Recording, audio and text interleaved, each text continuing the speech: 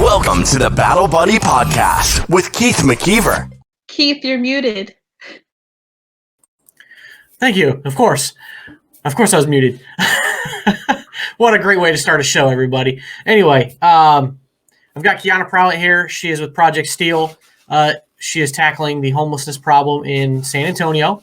And who knows beyond that what other cities she might be able to reach out and touch in the future. But we're going to talk about the homelessness issue. And so without further ado, Kijana, welcome to the show. Thank you, Keith. Thanks for having us here.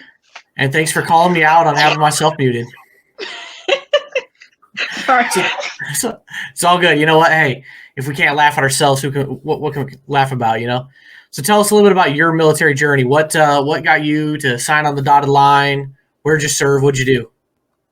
So if you don't mind my guest right here. No, that's perfectly fine. You never know what's going to happen. Yeah. Say hello. So when I was in high school, I wanted to enlist with one of my good friends into the Navy. Actually, what motivated me, not only having a military family, but I saw Top Gun in Pearl Harbor. And so I started having kind of like a knack for military history, and I looked into it more. And during one of the career days, we had a Navy SEAL come out and we saw his videos and we were doing some of the challenges, and I was one of the top students that could actually hang. So he motivated me to go ahead and figure out about enlisting. And my stepfather, he served in the Marine Corps from 73 to 85. So he motivated me a lot to do it. And I was always around with my boyfriend at the time on Camp Pendleton. So I got to see a lot of the military environment, which I fell in love with, not just because of the uniform, but because of who my family was. Like, I was born on Point Hueneme. You know, that's a Navy base for those that don't know. But I feel like I've always had this sense of service instilled in me because I grew up in foster care, so I didn't grow up where you would say it was conventional. But you would always catch me like in the Marine Corps office, and then my dad was like, "Hey, you're smart. You should go Air Force or Army. You're scoring pretty high." So thank you, honey. Thank you. So that's when I couldn't enlist because I had my son at that time, and then I got married. We got stationed at Fort Campbell. I started working with the wives a lot because my husband at the time was infantry. So we did a lot of FRG things. There was a lot of deployments. And then one thing we noticed was homelessness and suicide. So they had like a month celebration because it had been no suicides for the entire month of March in 2014. And so I said, hey, this is a problem. Why is this such a big problem? But nobody could figure out why. So I just started donating to organizations. And then my husband at the time and I, we'd see someone homeless, they'd have a sign that said homeless vet. So with the homeless vet sign, we'd pick them up, we'd take them to a hotel for a couple of weeks, and I would always cook food. And whenever I made dinner, either they came over or we'd go over there. So that was one of the things that I always did. And that was from the age of 18. So once I enlisted in the Air Force in 2015, I got out in 2019, but I would always be on my way to work, and I was stationed at Lackland. And I would always see them by the base, military drive, all that, homeless veteran, need help. And so I would pick them up being late to work and, you know, drop them off at a hotel, or take them to Walgreens, get them some stuff. And I was like, why are you homeless? Like, you served. They just told us in basic training, we had all these benefits when we got out. So I'm not understanding, like, you know, and I was very insensitive at the time. And I said, you know, what did you do? And he's like, one vet, he was about 60 years old. And he said, sweetheart, when you get out, you will know. But I just always ask that you not give up on us. And so we got him to the hotel, got him his gift cards, got him his stuff. And then I would just kind of volunteer here and there, CFC campaigns, combined federal campaigns, to the military to donate to homeless organizations. But then as I was getting out, I experienced TAPS, and I was like, okay, this is short time for a lot of information. And then luckily I was married, but it took me 9 months to get my first VA appointment. And, you know, as I was trying to get my benefits, I had moments of where I did not want to live, and I was struggling because I got hazed. I got hazed when I was into the point, like, one of my old supervisors, like, hey, your eyelashes are out of regs, and had my supervisor cut them right there at my desk in front of customers, you know. And I was taking a bus to work. And they were like, hey, you may have got here at 7:15, but your hair's not done, so you're late. And then I got paperwork for it. So when one of the people in the office didn't like me, nobody liked me. And it kind of just made things living hell. Like, I saved so much money for a lot of people. And even the chiefs in BMT, it was a big thing that chiefs got money taken away. And I did that, and I didn't get one meritorious service medal. Nobody thanked me. When I had a going away, only about 4 or 5 people showed up. So it was one of those devastating things where I felt like, you do so much, and I had an admin job, and not a lot of people like admin, because sometimes the wrong admin ends up costing them a lot of money. And I just happened to be the one that saved that money. And so I was like, man, I did something for nothing. And no matter how many chiefs or commanders would send emails to my chain of command, like, hey, she did a great job, they would never come and tell me. I would find out days later when they come and coin me, like, hey, yeah, we gave this to your chain of command, but they didn't give it to you? No. Oh, well, what's going on? And they tried to get me to the new units. And so that broke me down as an airman. And apparently that was a trend at that unit. And then once I got carbon monoxide poisoning, I wasn't useful anymore. And so they were like, hey, you should get out. And I was like, okay, I'll get out, but I'll come back, and I'll come back stronger, because I'm going to keep serving. You guys aren't going to put me out until I take my last breath. Somehow, some way, I'm going to serve the military. And when I got out, I know I had a lot of issues, and it took me 9 months to get my first mental health VA appointment. I was calling the VA like, hey, can you guys get me in any sooner? I'm breaking down. I can't do this. I'm having so much difficulties. And so then it hit me what that gentleman said, like, when I get out, I'll understand too. So then it hit me, and I started talking to other veterans, and I started getting in the groups like, hey, how long did it take you for your first VA appointment? And a lot of them, even just for physical appointment, it took them months, and some even a couple years. So then I started understanding, okay, that's how the narcotics comes in, because when I got injured, they were straight to give me Xanax, some sort of opiate, because they wanted me to get back to work. And when you kick out someone, or when someone separates, but they've been dependent on that and they can't access that resource anymore, then of course they're going to fall through the cracks. And then I started looking at divorce rates. I started paying attention to all the people I processed and what they went through different eyes. And so I said, you know what? I told my husband, I was like, hey, I think we should do something. And he said, okay, how about we buy some land and build little houses for veterans to stay on that are struggling? And I said, okay, let's do that. And then of course we had our separation. And then once we got the stimulus checks, I remember because I got a lot of kids, so I got a pretty big stimulus check, and I took half of it, and I took 2 vets that I always brought food to, and I said, hey, I want to help you apply for an apartment, and I want to pay your first month's rent and your deposit. So we went ahead, and I took them, and I helped them get some furniture for free from different spouses. And he was like, you know what, you should do this professionally, because we need more people like you. And then that's when I started looking up how I can start my own, company to help out homeless veterans. Excuse you. Sorry about that. How we can help out homeless veterans. And then the National Coalition for Homelessness, they have a guide on how to help homeless veterans. And so I said, I'm going to take this money. I'm not going to waste it. I'm not one to eat crab legs or lobster or try to go on any expensive trips. I don't need any of that stuff. So I went and I incorporated. And I said, okay, let me go ahead and take this a step further, because if I can do as much as I did having 4 kids by myself, then what can other people do once they, find, because everybody's aware that there's veteran homelessness, but not a lot of people pay attention to the root cause and how to solve it. They feel like just dropping a couple dollars here and there is going to do something. How about getting to the root of the issue? So that's when I started challenging, like, hey, when you want to talk about homeless, because I've had a conversation with the guy, he said, well, a lot of these homeless veterans, they're alcoholics and they're drug addicts. And I said, well, did you even look at the cause? Do you know how, medical military works when members are injured? How much they just want to placate us, to silence us, and then you get these people and they can't work anymore, and you kick them out, and they're so dependent that they have to find some other vice to take away the pain. It's a setup, but a lot of people don't think of that. The false sense of security financially for each military member that goes in, especially the young ones. Oh, I got a Charger. I'm a soldier, big shot now, throwing all these dollars, not knowing like, hey, eventually you got to move out of the barracks where your credit shot down because you got a car, you got a Charger, but it's 34% interest, and now you set yourself up financially poor. And a lot of these jobs don't translate on the civilian side because my husband, who is security forces, when we moved to Texas, I myself helped him with his resume, and we helped him apply for, I think, 102 jobs, and he only got called back for 3. And we struggled for months because I didn't have any VA benefits at the time, and we just relied on his, his credit card and his benefits. And so when I had to live that struggle, when I had to live that struggle along with my husband, that's when, give me 1 second. It's all good. Actually, it's probably the most adorable guest I've had on so far.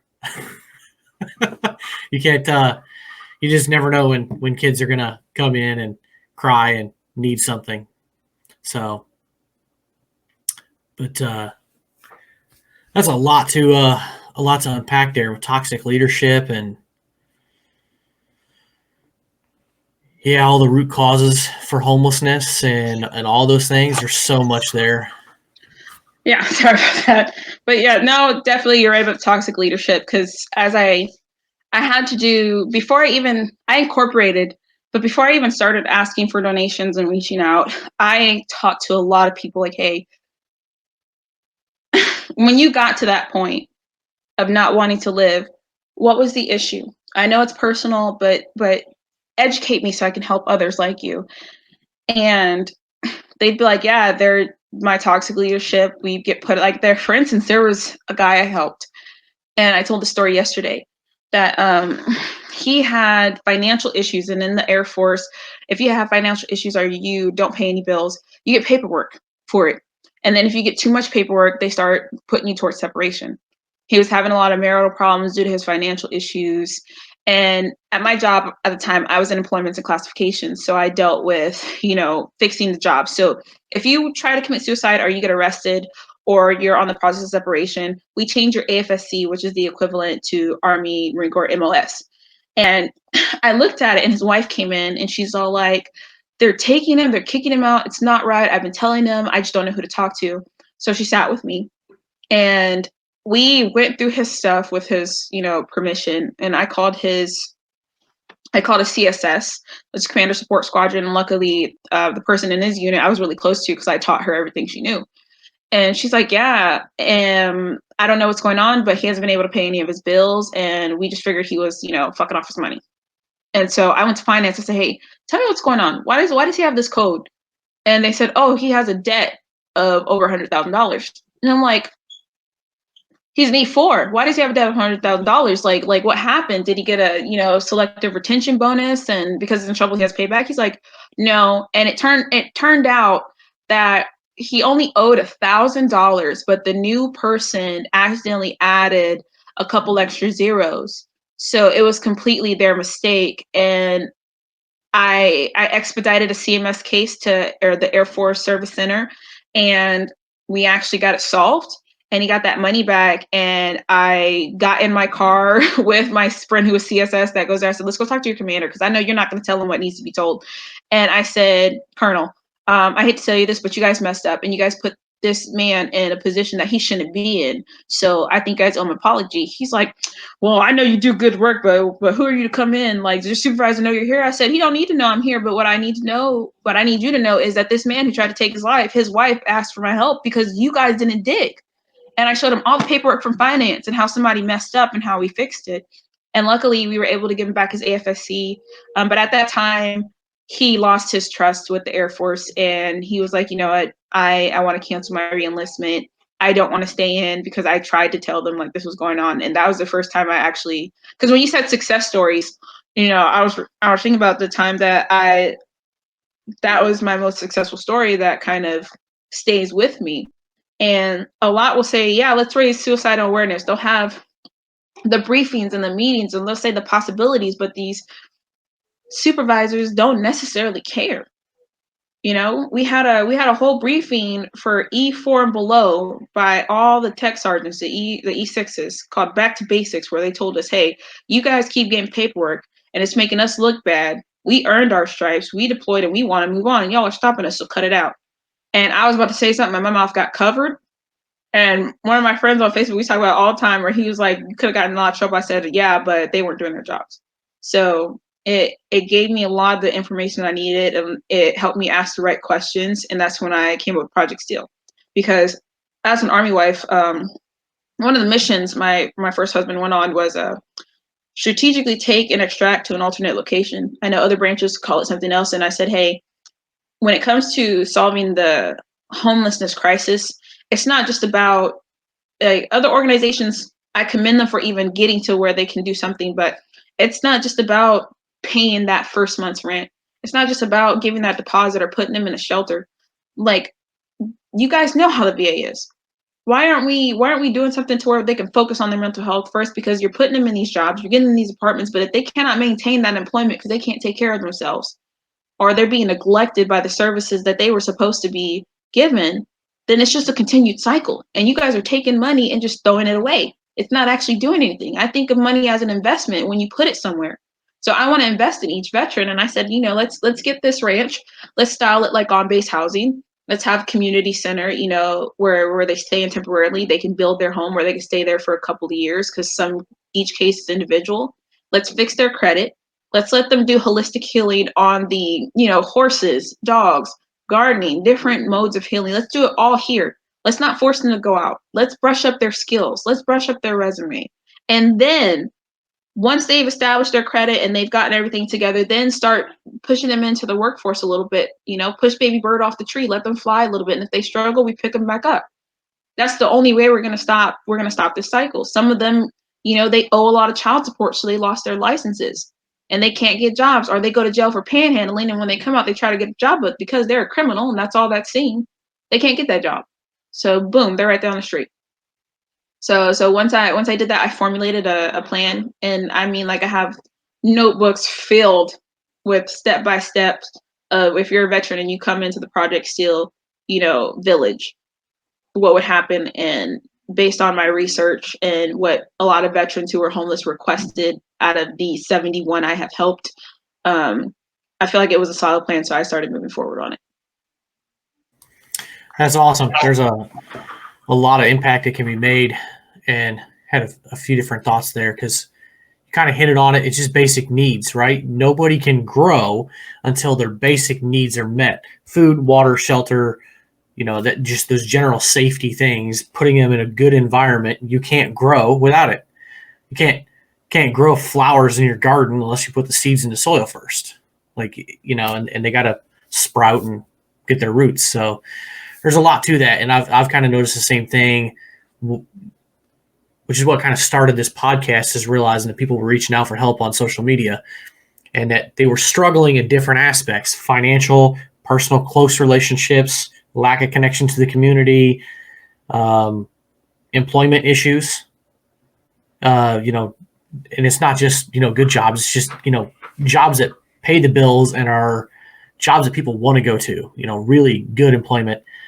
And then, of course, physical and mental health, and they all kind of play a factor. And homelessness, alcohol abuse, drug abuse, and suicide that's rock bottom. Somewhere in there, suicide obviously being the absolute worst, is a rock bottom for people. And a lot of people who are homeless have mental health issues. They have physical health issues. They have financial issues. Like, every single one of them, I'm sure, of the 71 you've helped have had serious problems in one of those categories. I'm sure, one or more. So, what would you say out of all those 71 people that you've helped, what would you say are the 2 or 3 biggest things that are affecting homelessness in your backyard there in San Antonio? So I would say definitely their mental health, lack of services, meaning we know that the VA is here. There's several VA facilities, but especially with the pandemic, a lot of them shut down. That kind of was the proverbial foot that kicked the bucket and emptied it. And then I would say empathetic employers. Because right now it's like everybody's building back up now that the pandemic is over, so it's like, because I've helped with employment, I've helped with them, taking them to job fairs, stuff like that, and they'll get jobs, but they don't understand, like, hey, I need to go to this appointment. I'm finally getting into the VA, but I know for when I helped Veronica, she kept I needed to take her to the hospital. I needed to take her to see a lawyer because she had so many things going on. And her boss was like, hey, you got one more time before you're gone. I understand you got a lot going on, but you need to be here to work.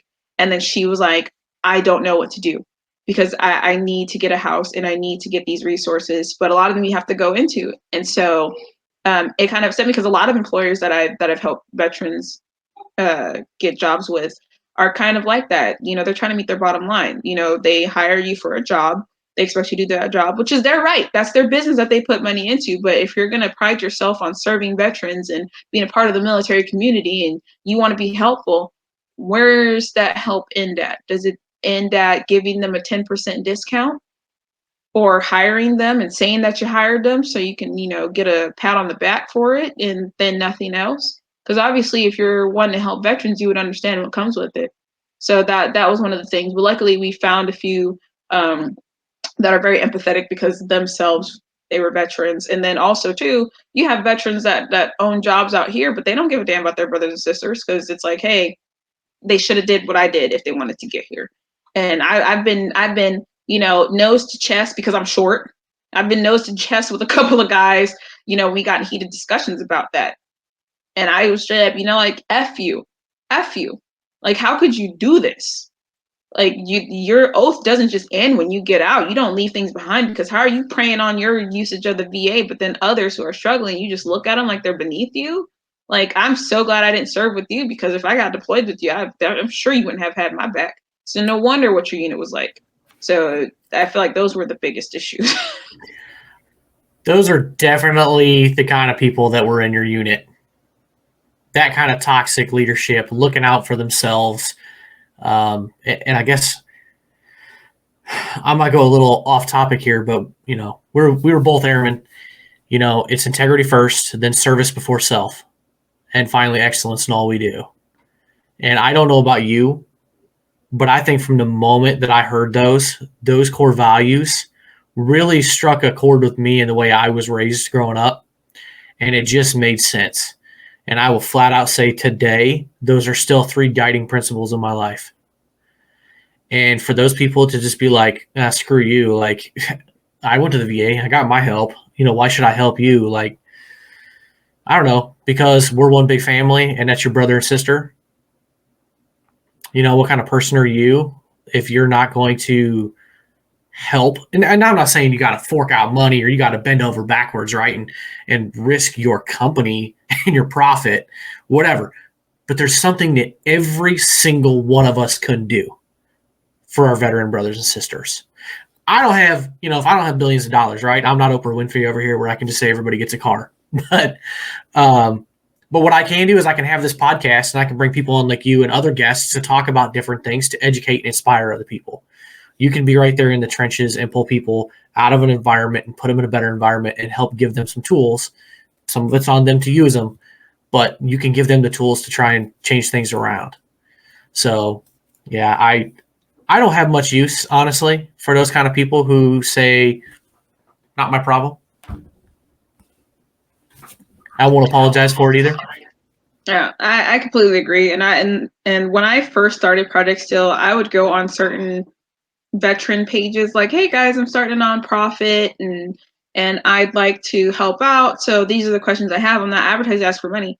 And so one of my friends, he has FG apparel and he would always text me and apologize because he'd see the comments before I would. And, they would think I was a scammer. I get blocked from a lot of these veteran groups. And I'm like, I was just trying to fucking help. And then there was one guy, he said I desperately needed a job. We had gotten like a $4,000 donation from Walmart.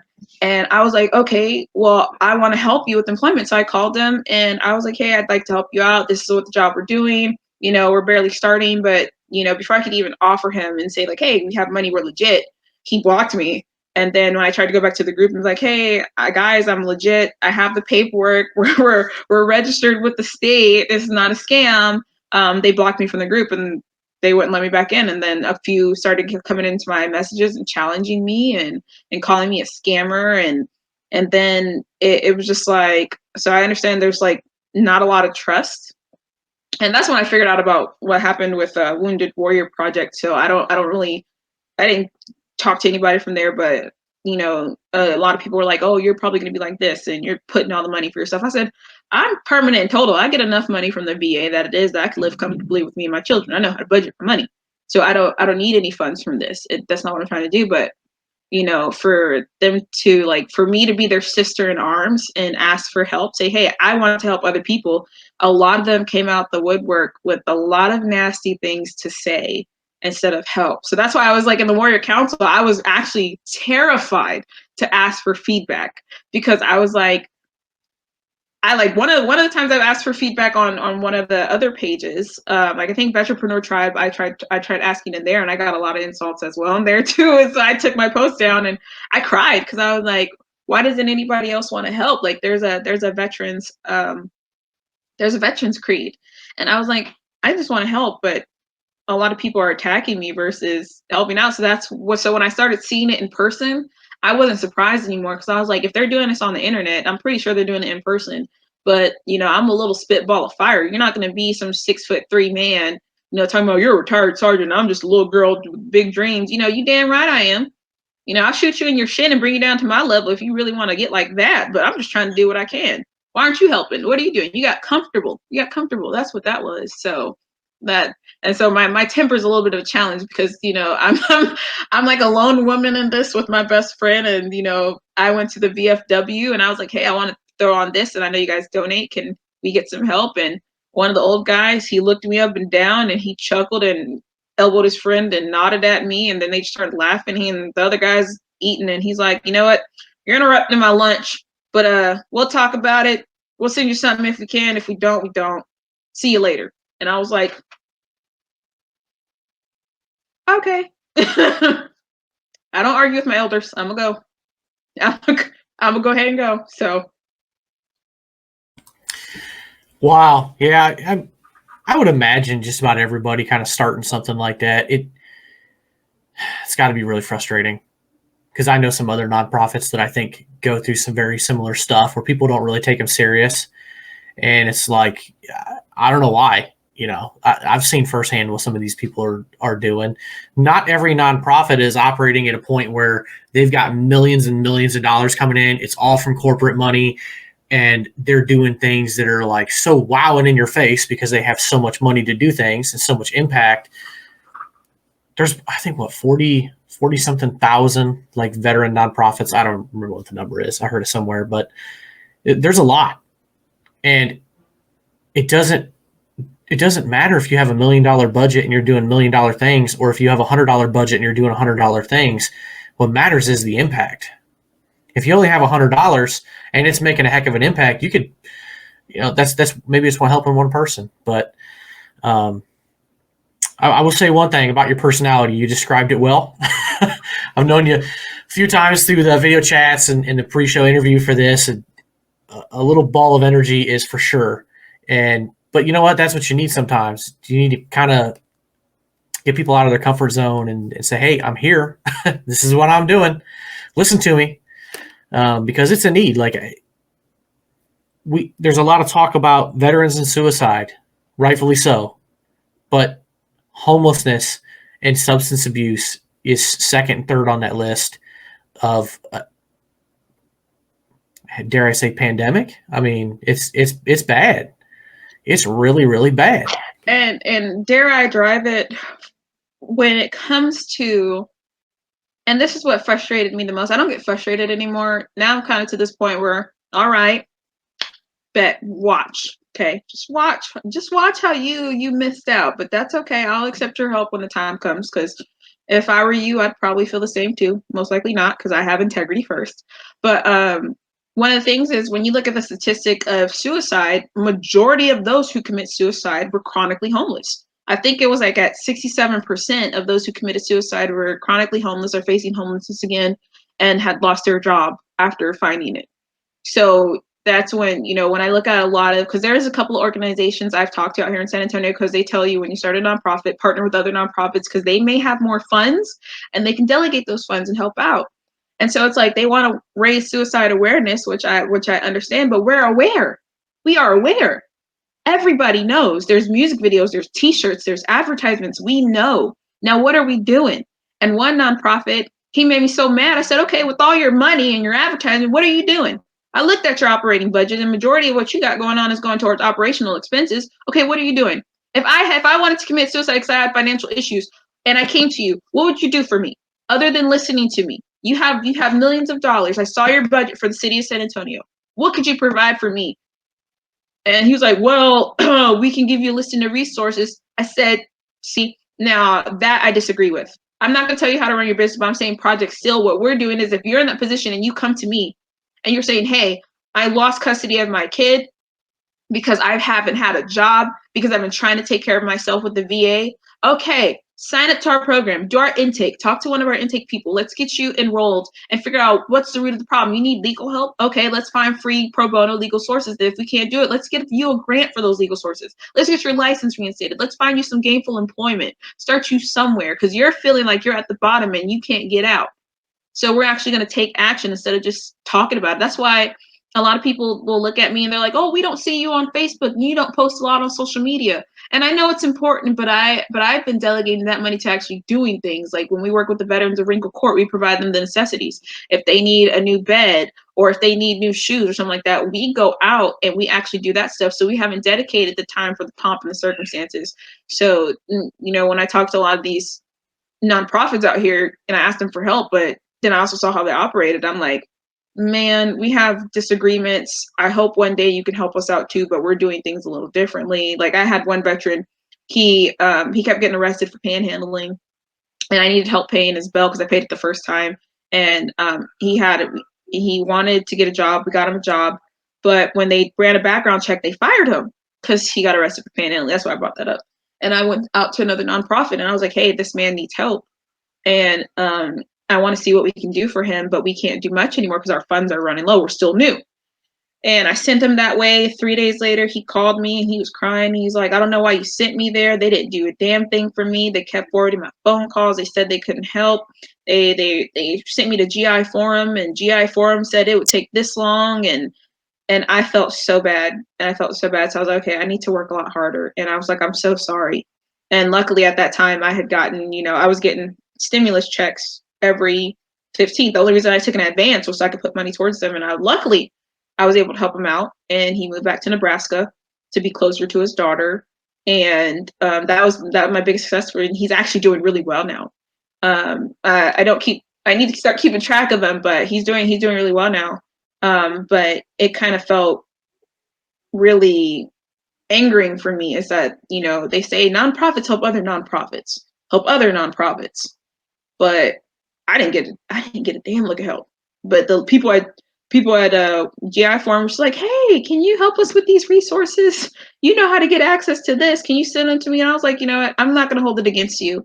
I have the tools. I can help you look this stuff up. I will do whatever I can for you. But I just want to say, next time I ask for you guys' help, please don't shut the door in my face. Give me what I'm giving to you.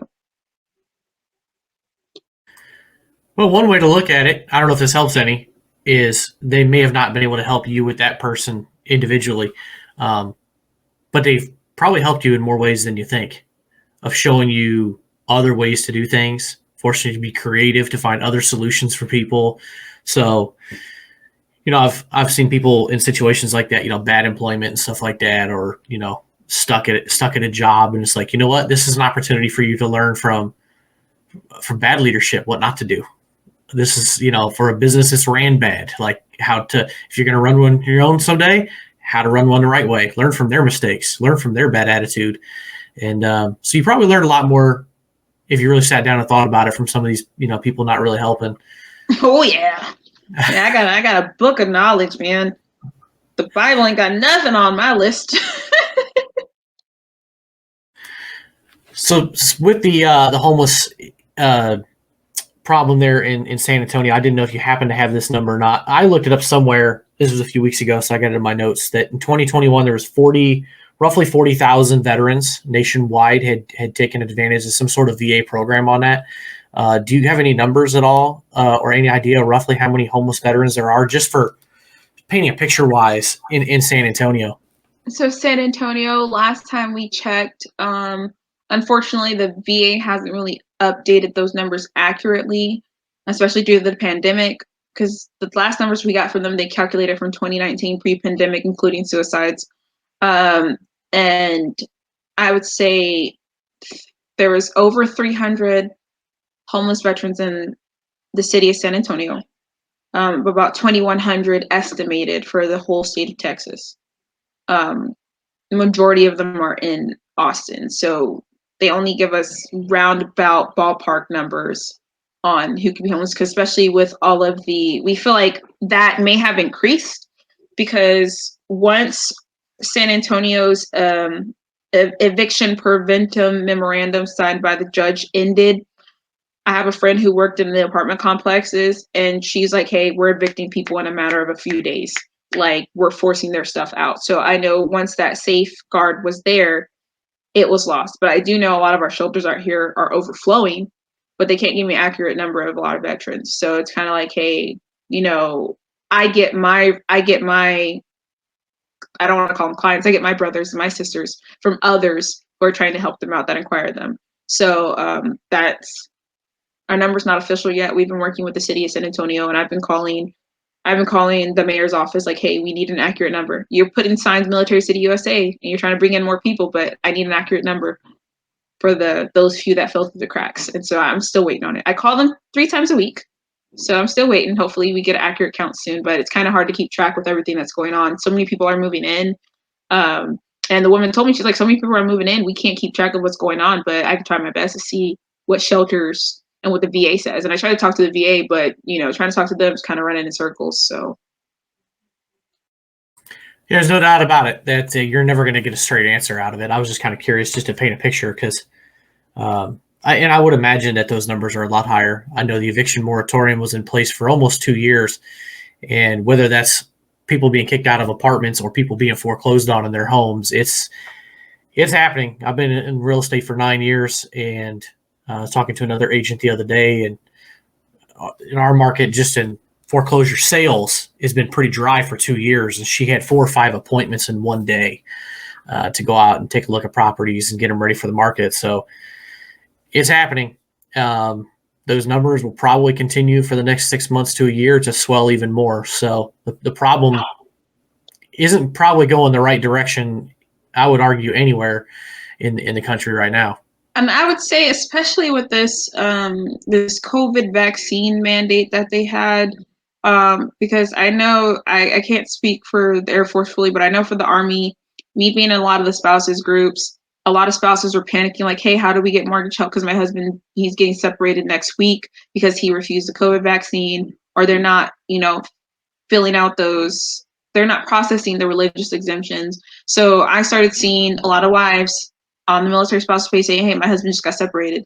Can you help us find a job? Is anybody know any positions available where they're not mandated? Like, what's going on? So that right there is a big spike. Because if that's from the married side, can you imagine the single soldier side?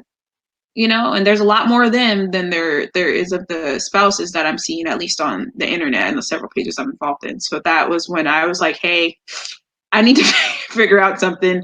They need to figure out something. Are they going to get their job back? Like, what's going to happen? So I know that contributed, and that number fails to be seen as of yet. Yeah, we'll see. Time will tell, right? Speaking of time, I want to give you a chance to tell us a little bit about an event you have coming up this summer on the 4th of July. I know about it. I think it's incredibly funny and cool. Slightly different spin on something that's already out there, but it sounds like it's going to be an amazing fundraiser for you. So go ahead and tell us a little about your July 4th plans. Okay, so my July 4th plans, we're talking to the venue right now, but what we want to do is something called the Undie Ruck. So basically, those who are able to ruck the 12 miles will meet at one location. They'll either be in their underwear or a pair of silkies, because I know a lot of people have heard of the silkies march. But what we're going to do is we're going to take it a step further. So instead of just marching for 12 miles, we're going to get these packs. We're going to set up stations full of supplies that many of our homeless veterans need. And we're going to fill up those bags. It'll probably total to about 35 to 40 pounds. And then they're all going to ruck together or in their groups. down. And when they get to the bottom, to the finish line, we're going to have some military vehicles that we're going to be getting through the federal surplus that will be loading up these bags too. They're going to be able to hydrate. But then when they get a little bit further, they will have a big welcome surprise of some sort of festival. I can't give too many details out because how we're trying to roll this out, but it'll be sort of a festival with a concert of some local talent, maybe some national talent. We'll have an area for the kiddos. We'll have an area of food trucks. We'll have a beer garden, and then we have the beer garden for the upper echelon of our sponsors that are coming through. So if you were to participate, no matter the body type, we're very body positive. We all know we don't all make the waist measurement, for PT, so it's okay. We'll accept you. So you ruck those 12 miles, and we felt it was kind of symbolic because a lot of the veterans that I help out, the few that broke my heart, and I told them, hey, whenever you need me, call me. They'll stay near Lackland Air Force Base, and for those who don't know, Audie Murphy is about 30-minute drive from Lackland, and a few of them told me they will start walking the night before to make it there for their morning appointment, if they even have a morning appointment, or if they're not feeling good, they will take that walk. And I can't tell you how many miles that is walking, but I do know on my GPS it was like 7 hours. So I was like, if we can even copy a fraction of that, and a lot of them will tell me, hey, we have to pack up our bags because we don't have the money to stay next day. So we're going to go to the VA to see if we can get any vouchers, or we'll try to go to the Health and Human Services office. And they will carry all their stuff, whether it is in a backpack, whether it is in a bag. They'll stop, they'll panhandle to get some food. So I figured, how can we encompass the feeling our brothers and sisters are facing when we've taken it for granted? So, let's strip down. It's where we're vulnerable. We're vulnerable because they're vulnerable too. A lot of them don't have the coverage they need in the winter. A lot of them don't have the coverage they need in the summertime, and they're in dirty, filthy clothes. So I know from talking to them, a lot of them feel embarrassed and shameful, but they're doing what they can to survive. So let us feel a little bit embarrassed and shameful, and let us carry, a copy of their load. It's a fraction. So I feel like if you're able to participate and do it, it'll help you empathize a little bit more with those of us who fell through the cracks, and maybe be more motivated to help in the future. So, but each person who participates in the ruck, they get a wristband, and they get, they get 3 pitchers from the beer garden. They get pretty much unlimited food. I don't know how much you can eat after a 12-mile march.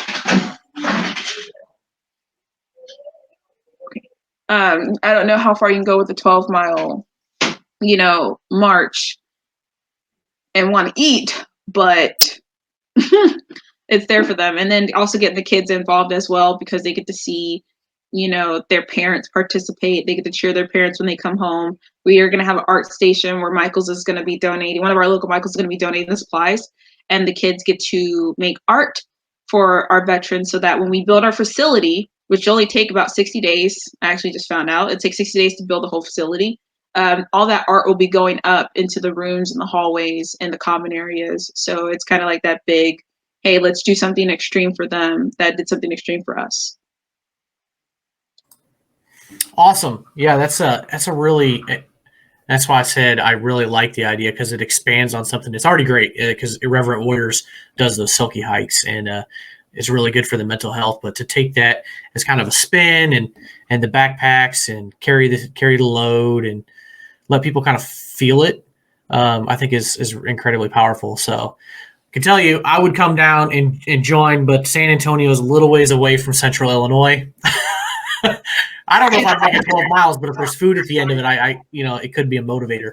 Hey, you don't have to, you don't have to ruck the 12 miles. Actually, I'm working with my friend Radio, and we're talking to a few vets that are WMPTs, and we're going to come up with something that those veterans who, if they can't ruck the 12-mile path, then they're going to be able to do something as well that makes sure they contribute, whether it's manning the stations when they come through, providing first aid at the events, driving the go-karts around to make sure we have some sort of help for those that may be a little bit dehydrated. Everybody who wants to participate will be able to do so. And, who knows, Keith, when time comes by, you might see a name, on the website, and you're like, I gotta be there. And then I will have a Coney Island corn dog waiting for you.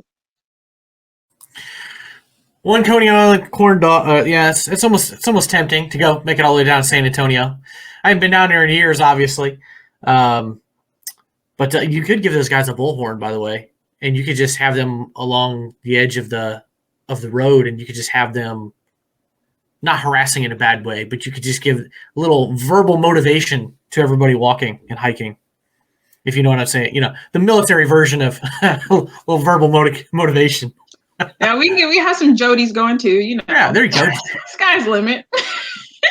As long as it's clean and nobody's getting, disrespected or offended, which is a fine line for veterans. But the last thing before we wrap up, try to keep that in there because we all know what I'm talking about there. But since you are a nonprofit, we obviously know now what you're doing down there. But what do you need most now? If somebody's listening to this at some point in time, this is, hey, I'm really driven to help here. What does your organization need the most of now? So I would say the biggest thing for us, of course, would be money. So, we're a new nonprofit. We're coming up on a year of being formed. So for us to throw this fundraiser, we're asking people if they cannot donate and they know people who can donate on our page soon. I'm actually working on the website, today's Sunday. So I'm working on the website, and Monday, tomorrow, it's launched. But if they cannot donate themselves, we ask them to start a peer-to-peer fundraising campaign. On the peer-to-peer fundraising campaign, they get to add a photo. They get to add a little bit about themselves.